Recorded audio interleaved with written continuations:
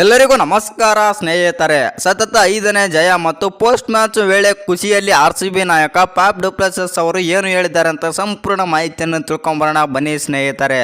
ಅದಕ್ಕಿಂತ ಮುಂಚೆ ನೀವೇನಾದರೂ RCB ಅಪ್ಪಟ ಅಭಿಮಾನಿಯಾಗಿದ್ದಲ್ಲಿ ಈ ವಿಡಿಯೋಗೆ ತಪ್ಪದೆ ಒಂದು ಲೈಕ್ ಕೊಟ್ಟು RCB ಪ್ಲೇಆಫ್ಗೆ ಹೋಗುತ್ತಲ್ವ ಅಂತ ಕಮೆಂಟ್ ಮಾಡೋದನ್ನು ಮರಿಬೇಡಿ. ಇನ್ನು ಬೆಂಗಳೂರಿನ ಚಿನ್ನಸ್ವಾಮಿ ಸ್ಟೇಡಿಯಂನಲ್ಲಿ ಭಾನುವಾರ ನಡೆದ ಡೆಲ್ಲಿ ಕ್ಯಾಪಿಟಲ್ಸ್ ವಿರುದ್ಧದ ಪಂದ್ಯದಲ್ಲಿ ನಮ್ಮ RCB ತಂಡ 47 ರನ್ಗಳ ಅಮೋಘ ಜಯ ಸಾಧಿಸುವ ಮೂಲಕ ಪ್ಲೇ ಆಫ್ ರೇಸ್ನಲ್ಲಿ ಉಳಿದುಕೊಂಡಿದೆ. ರಜತ್ ಪಟಿದಾರ್ ಮತ್ತು ವಿಲ್ ಜಾಕ್ಸ್ ಹಾಗೂ ಕ್ಯಾಮ್ರನ್ ಗ್ರೀನ್ ಅವರ ಅದ್ಭುತ ಬ್ಯಾಟಿಂಗ್ ಮತ್ತು ಸಂಘಟಿತ ಬೌಲಿಂಗ್ ನೆರವಿನಿಂದ RCB ತಂಡ 47 ರನ್ಗಳ ಜಯ ಕಂಡಿತು.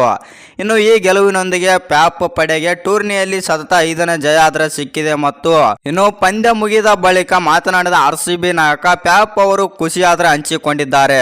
ಹೌದು ಸ್ನೇಹಿತರೆ, ಈ ವೇಳೆ ಮಾತನಾಡಿದ ಫ್ಯಾಫ್ ಅವರು ನಾವು ಅತ್ಯುತ್ತಮ ಪ್ರದರ್ಶನವನ್ನು ನೀಡಿದ್ದೇವೆ ಮತ್ತು ಈ ಋತುವಿನಲ್ಲಿ ಮೊದಲಾರ್ಧದಲ್ಲಿ ನಾವು ಬ್ಯಾಟಿಂಗ್ ದೃಷ್ಟಿಕೋನದಿಂದ ಮತ್ತು ಬೌಲಿಂಗ್ನಲ್ಲಿ ಅಂದುಕೊಂಡಂತೆ ಸಾಗಲಿಲ್ಲ.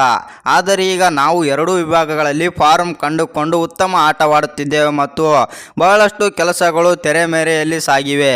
ನಾವು ಅದನ್ನು ಸರಿಯಾಗಿ ಸದುಪಯೋಗ ಕೂಡ ಪಡಿಸಿಕೊಂಡಿದ್ದೇವೆ ಎಂದು ಫ್ಯಾಫ್ ಅವರು ಹೇಳಿದ್ದಾರೆ. ಇನ್ನು ಕೆಲವೊಮ್ಮೆ ಜನರು ಮ್ಯಾಚ್ ಆಫ್ಗಳ ಬಗ್ಗೆ ಮಾತನಾಡುತ್ತಾರೆ, ಆದರೆ ಎಡಗೈ ಆಟಗಾರನಾಗಿ ಚೆಂಡನ್ನು ತಿರುಗಿಸುವ ಕೆಲಸ ಸ್ವಪ್ನಿಲ್ ಸಿಂಗ್ ಮಾಡುತ್ತಿದ್ದಾರೆ. ಅವರು ನಮಗಾಗಿ ಅದ್ಭುತವಾಗಿ ಬೌಲಿಂಗ್ ಮಾಡಿದ್ದಾರೆ ಮತ್ತು ಈಗ ನಮ್ಮ ಬೌಲಿಂಗ್ನಲ್ಲಿ ಹೆಚ್ಚು ವೈವಿಧ್ಯತೆ ಇದೆ ಎಂದು ನಾನು ಭಾವಿಸುತ್ತೇನೆ ಮತ್ತು ಕಳೆದ ಕೆಲವು ಪಂದ್ಯಗಳಿಂದ ಎಸ್ ದಯಾಳ್ ಮತ್ತು ಲಾಕಿ ಫರ್ಗ್ಯೂಸನ್ ಕೂಡ ಉತ್ತಮ ಪ್ರದರ್ಶನ ನೀಡುತ್ತಾರೆ ಎಂಬುದು ಫ್ಯಾಫ್ ಡು ಪ್ಲೆಸಿಸ್ ಅವರ ಹೇಳಿಕೆಯಲ್ಲಿ ಇತ್ತು. ನಿಮ್ಮ ಪ್ರಕಾರ ಏನು ಅನಿಸುತ್ತೆ ಅಂತ ಕಮೆಂಟ್ ಮಾಡೋದನ್ನು ಮರಿಬೇಡಿ.